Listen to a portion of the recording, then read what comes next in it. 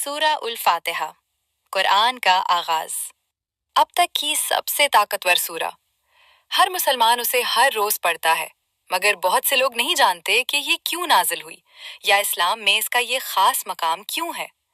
आज हम सूरा उल फातिहा की कहानी, नुज़ूल, माना, फजाइल और मख्फी राजों को आश्कार करेंगे।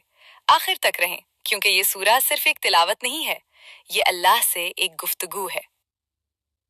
सूरा उल फातिहा मक्का में नबी सल्लल्लाहु अलैहि वसल्लम की नबूवत के इब्तिदाई अयाम में नाजिल हुई।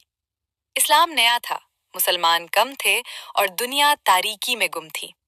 लोग बुतों की पूजा करते थे, अल्लाह को भूल गए थे और कोई रहनुमाई नहीं थी।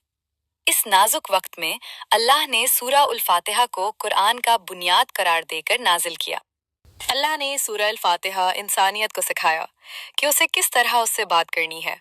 ये सिखाता है अल्लाह कौन है, हम उसकी इबादत क्यों करते हैं और इससे कैसे हिदायत मांगनी है।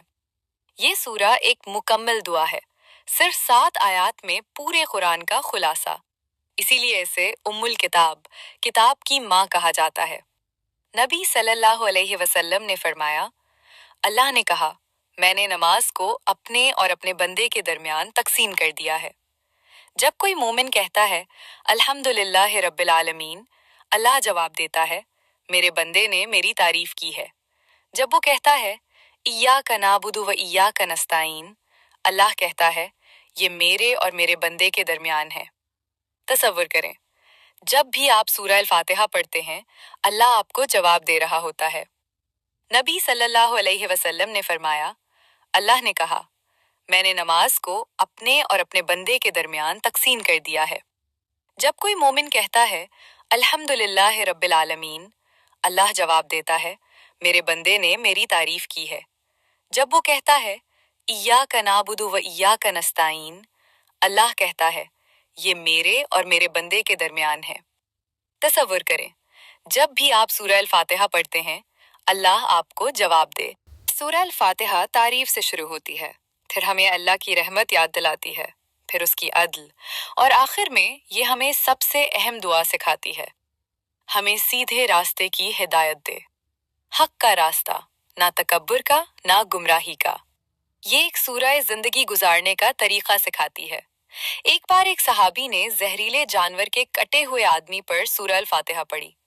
अल्लाह के हुक्म से वो आदमी मुकम्मल तौर पर शिफायाब हो गया।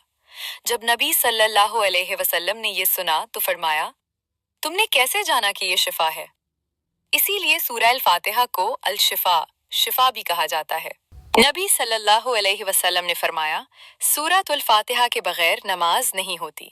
इसके बगैर नमाज न मुकम्मल है। ये सूरा नमाज का दिल है, बंदे और उसके रब के दरमियान पुल है। सूरत उल फातिहा हमें आजिज़ी सिखाती है। ये हमें याद दिलाती है हम कमजोर हैं, हमें अल्लाह की जरूरत है। हर रोज हम कहते हैं हमें हिदायत दे, क्योंकि हिदायत जिंदगी में एक बार नहीं, हर रोज दरकार होती है। सूरत उल फातिहा हमें आजिज़ी सिखाती है। ये हमें याद दिलाती है हम कमजोर हैं, हमें अल्लाह की जरूरत है। हर रोज हम कहते हैं हमें हिदायत दे, क्योंकि हिदायत जिंदगी में एक बार नहीं, हर रोज दरकार होती है। कोई दूसरी सूरा इतनी बार नहीं पढ़ी जाती हर नमाज में। जरूरी नहीं है अल्लाह से बराह रास्त गुफ्तगू नहीं है। सूरा अल फातिहा सबसे अजीम सूरा है जो नाजिल हुई है।